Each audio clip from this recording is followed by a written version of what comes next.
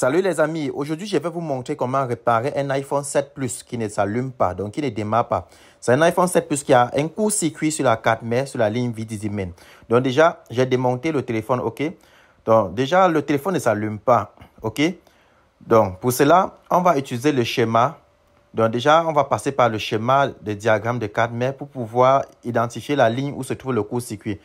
Donc, on va enlever la carte mère dans le châssis comme ceci. Et du coup, on va faire une intervention micro-soudure. Bon, c'est pas compliqué ce type de réparation. Pour cela, on va utiliser les e-boots. Ce sont des câbles multiples qui permettent de démarrer le téléphone sans avoir besoin de la batterie. On les connecte sur le power supply, donc sur l'alimentation stabilisée. Donc, par défaut, notre alimentation est à 4,20 à 4,30 volts. On va choisir le connecteur de l'iPhone 7 Plus, ok? C'est un iPhone 7 Plus, on va brancher sur le connecteur de la batterie. Il va jouer le rôle de la batterie automatique. Et automatiquement, on constate une forte consommation. Donc ça, c'est un court-circuit. Donc le téléphone consomme rapidement, ça consomme, ok? Sur l'alimentation stabilisée, donc on voit déjà la consommation, ça montre un court-circuit. Donc, et ce court-circuit, c'est sur la ligne d'alimentation. Donc c'est sur le VDD-Main, ok? Pour cela, pour savoir si c'est le court-circuit, on va utiliser notre multimètre. On va mettre notre multimètre en mode bip.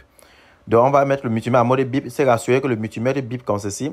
Donc, le multimètre va nous permettre de pouvoir tester des composants pour savoir s'il y a continuité sur les lignes de notre carte. Donc, pour cela, on va utiliser le logiciel de schématique. On va utiliser notre logiciel ZXW. Ensuite, on va rechercher la ligne du VDD-Main. On va aller là où se trouve la puce Wi-Fi du iPhone 7 Plus comme ceci. Il y a un condensateur juste à côté là. Donc, dans la plupart des cas, ce sont les condensateurs qui entrent le plus souvent en court-circuit.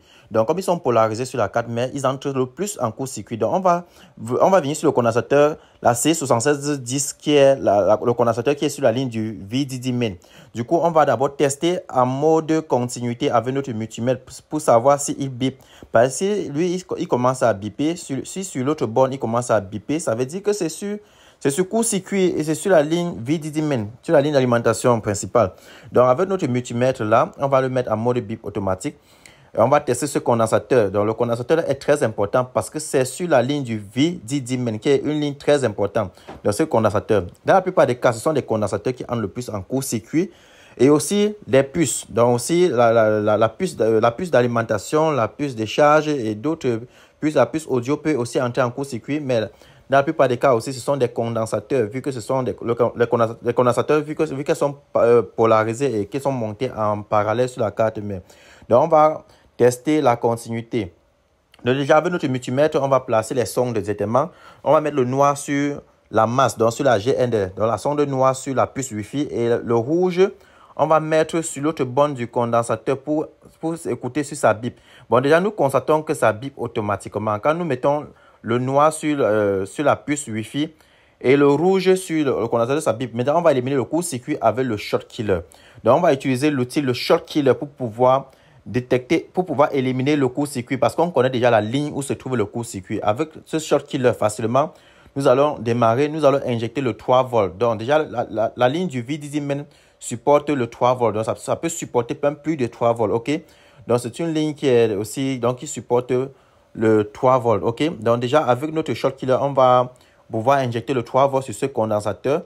Donc, tout en respectant la polarité, on va mettre le moins de notre short killer sur la puce Wi-Fi qui est déjà reliée au ground, donc à la masse, à la GND.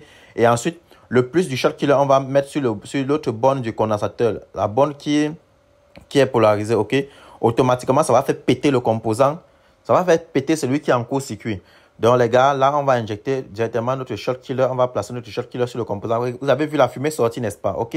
Cette fumée montre déjà que le short killer a déjà détecté le composant qui était en court-circuit et du coup, il a fait sauter. Donc, regardez bien, il a fait exploser le condensateur. Donc là, ça, c'est notre ligne sur le schéma, OK? Le schéma est très important pour travailler sur les iPhones et aussi même sur les Android. Le schéma est très important. Ça vous permet de connaître les valeurs diodes et de savoir comment chaque composant communique, avec qui il communique. Vous comprenez? Déjà, nous pouvons vous activer les schémas. Donc, nous avons tous les logiciels schématiques, nous pouvons vous activer. Donc, regardez, à partir du short killer, déjà, nous avons mis sur l'autre borne du condensateur et automatiquement, la fumée est sortie. Ça réagit directement parce que nous avons injecté le 3 volts sur la ligne VDD-Main. Donc, déjà, au niveau du voltage qu'on injecte sur la carte, mais vous devez faire très attention. Ce n'est pas tout les voltages qu'on va injecter sur les lignes. Il y a des lignes qui ne supportent pas le 3 volts. OK? Donc, vous ne pouvez le faire que lorsque vous êtes formé dans le domaine. Donc, déjà, il faut avoir la connaissance dans le domaine. OK? Donc déjà, on a déjà pu déterminer le court-circuit et éliminer avec le short killer. OK? Une fois éliminé, maintenant, alors, une fois qu'on a détecté le court-circuit, on connaît déjà le composant, on va devoir casser ce condensateur. Le condensateur, là, on va devoir l'enlever sur la carte mère. Ça ne va pas causer de problème, OK? Donc, on va l'enlever. On n'a pas besoin de le remplacer parce qu'il n'est pas très important. Ce condensateur ne fonctionnait plus. Donc, on va juste l'arracher sur la carte mère et du coup, on va essayer de démarrer l'appareil. Donc, les gars, c'est très important. Ça, c'est la base, OK? Donc, on est sur un iPhone 7 Plus qui ne démarre pas. Court-circuit sur la ligne d'alimentation, le VDD-Man. Vous avez vu qu'on a connecté sur notre power supply. Donc, sur l'alimentation stabilisée, automatiquement, ça a commencé à consommer. Donc, l'ampérage a automatiquement grimpé. Et automatiquement, il a fallu qu'on teste avec le multimètre en mode continuité, donc en mode bip pour voir d'abord si ça bip sur le VDD-Man. Donc, là, on a cassé le condensateur qui pose problème.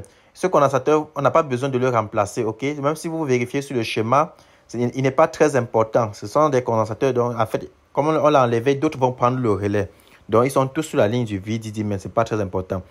Donc, une fois qu'on l'a arraché, maintenant, on va de nouveau connecter l'appareil. On va de nouveau essayer de connecter l'appareil sur notre alimentation stabilisée pour essayer de démarrer pour voir la consommation. Si ça consomme de nouveau, ça veut dire que il y a toujours le court-circuit. Ça veut dire que ce n'était pas le seul condensateur qui était sur court-circuit. On va devoir regarder d'autres condensateurs.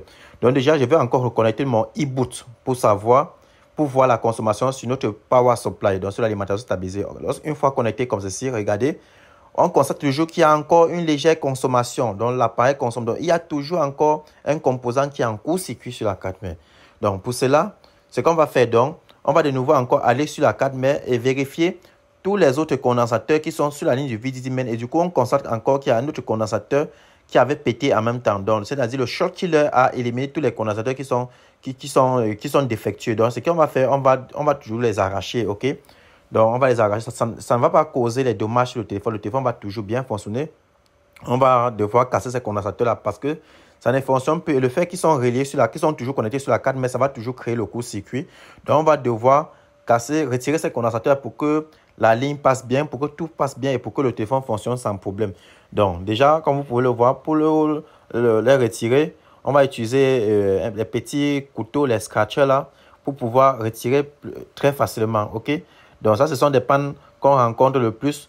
Donc, pour ceux qui ont le short killer et qui ne savent pas comment l'utiliser et autres, en fait, nous vendons les short killers dans notre boutique. Notre boutique est située à Douala, en 5 3e, à Hôtel Michael. Donc, pour ceux qui ont besoin d'acheter le matériel de micro-soudure, nous vendons le matériel professionnel de micro-soudure sur place.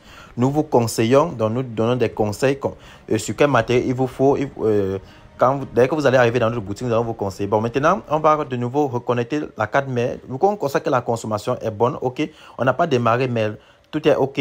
L'appareil n'a plus de problème. On a démarré, tout est déjà OK. Donc, tout est OK. On a résolu le problème. Donc, tout est OK.